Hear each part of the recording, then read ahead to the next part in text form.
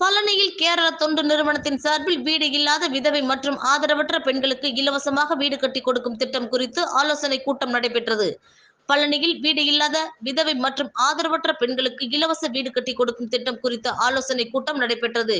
கேரளாவைச் சேர்ந்த PKSM charitable trust என்ற அமைப்பின் சார்பில் தொண்டு நிறுவனத்தின் நிறுவனர் வழக்கறிஞர் சுலேகா தலைமையில் ஆலோசனை கூட்டம் நடைபெற்றது. அப்போது அவர் தெரிவித்ததாவது: தங்களது தொண்டு நிறுவனம் துவங்கி 14 ஆண்டுகள் நிறைவடைந்துள்ளது. கேரளாவில் வீடில்லாத ஏழை விதவை பெண்களுக்கு இலவசமாக வீடு கட்டி கொடுத்து வருகின்றோம்.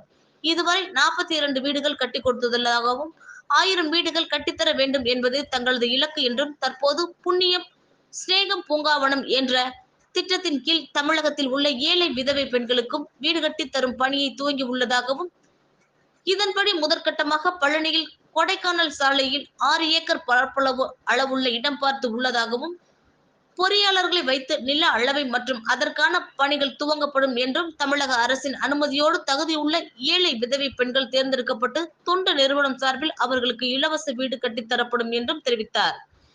தனியார் பள்ளி வளாகத்தில் நடைபெற்ற ஆலோசனை கூட்டத்தில் ஏராளமான விதவை பெண்கள் மற்றும் ஆதரவற்ற பெண்கள் உட்பட ஏராளமானோர் பங்கேற்றனர்.